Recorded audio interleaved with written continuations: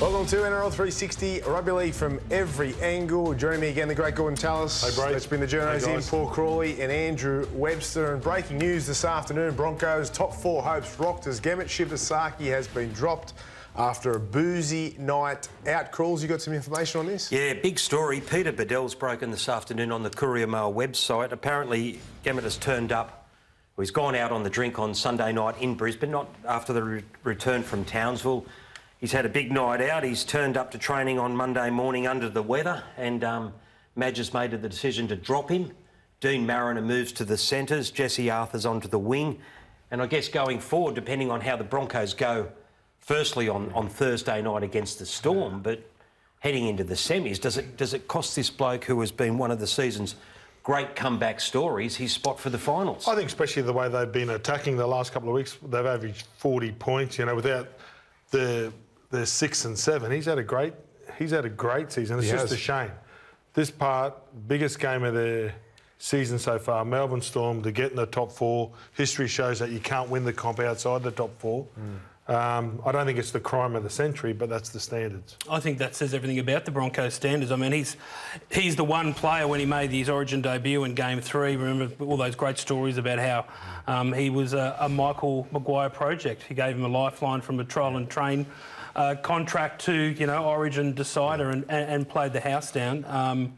The fact that the leadership group were on board with it straight away, and the fact that they've got such a big game and they're trying to nail down fourth. You know, it says a lot about where the Broncos are at a club. I think it's, if there's a silver lining to it, it's how they've handled it. Yeah, I like it. I mean, some may say it's a bit harsh, but if you're talking about setting standards, you know, and you mentioned it's a big game for them, top four opportunity, but you've got to set standards. You've got to have a culture that you adhere to. Every player's got to be on the same page, heading in the same direction with the same goals.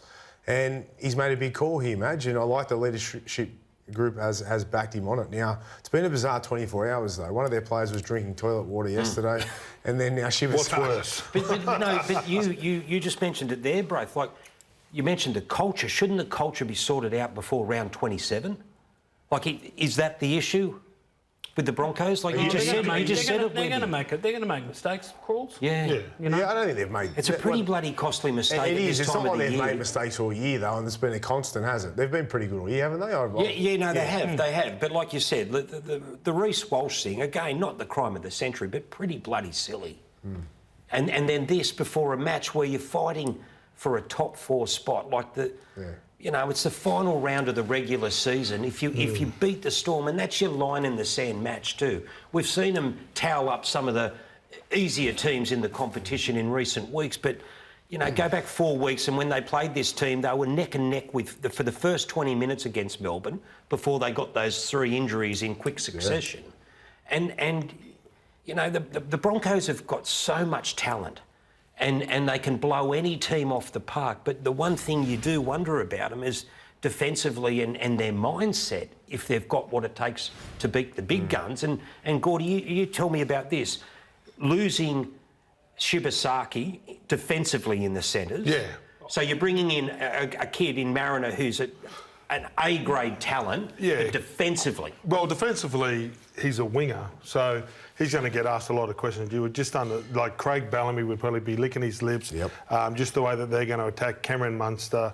And I think they do lose a bit. Shibasaki showed in State of Origin when he went there. It was a big task for him and Robert Toyer, and they did a job. So they are going to lose there, but Mariner's such an excitement with the football, but it's defensively where Brisbane have lacked. Gordy's spot on. Like, for the punter at home, the difference between defending in the centres to winger is significant. It's huge. You know, you got to make more decisions. You know, you're getting more thrown at you in defence in that position.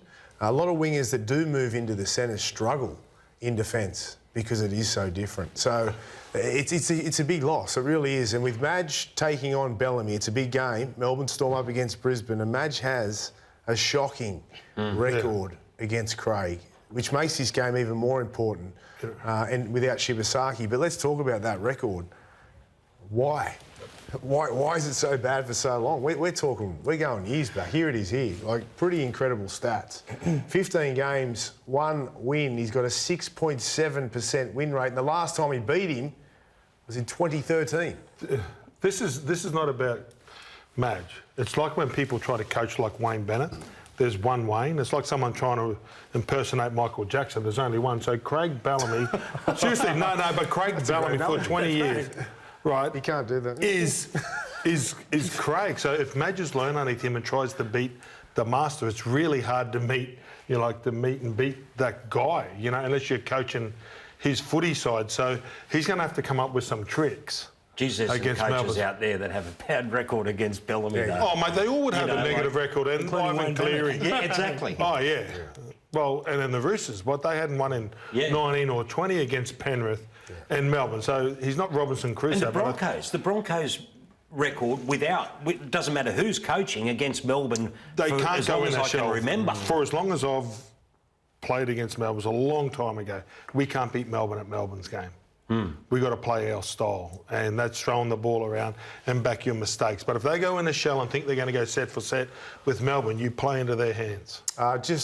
Buzz and Peter Bedell broke that story on Shibasaki, so well done to Bomber and Buzz. Buzz ever so reliable, as we know. Now, beware of the embarrassed Craig Bellamy, though. Last week was something that we've hardly seen it. I don't, the way that they got in his 600th game.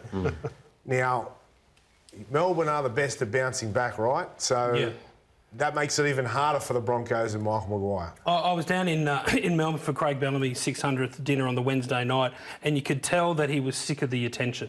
And they usually win milestone matches. They're renowned for it, Melbourne, and it'd been such a big build-up. And I remember you could just see he just wanted to get out there and play the game, but that result, what happened in that second half, that would have hurt him. And I thought the way that the team that he's picked and hardly rested any players just says how serious he's taking it. It's funny, it probably tells you a little bit about Bellamy too, how he always puts the team first. In that, in his milestone match, he rested all these players. Yeah. Like he put one hand tied behind his back. He did that. Yeah, and it wasn't about him. And their first half, they went out and they did their absolute best. They're leading 10-0. The Roosters score 40 second half points. But I'll ask you this, Braith. So Mark Nwanganitasi has gone out and scored 4 tries. They've scored 5 tries down that right edge. Yeah.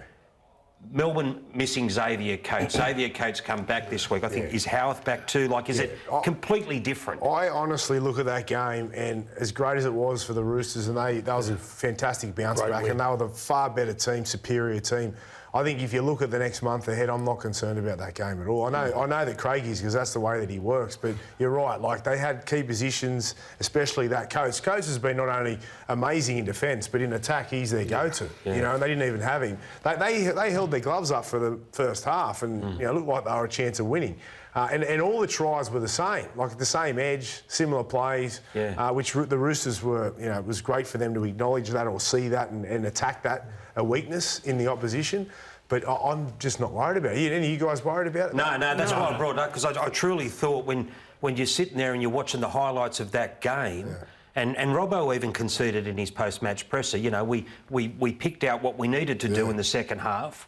And we went out there and did it. But you bring Coates back into that side, it's just different. The biggest mistake Craig Bellamy made was putting Brent Reid in his box. That was... mate, Reedy didn't even win at the strikers. That's the worst ever soccer team coming out of Queensland. All right, now, Madge, he blew a bit of a gasket on the weekend at half-time, and they were winning. They were 4 points up in this game, and we were covering this live on Super Saturday. I quite liked it.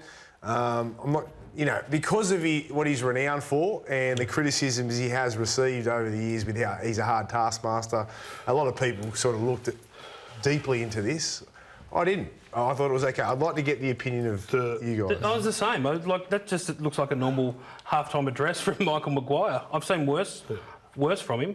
I don't know what the song and dance is about it.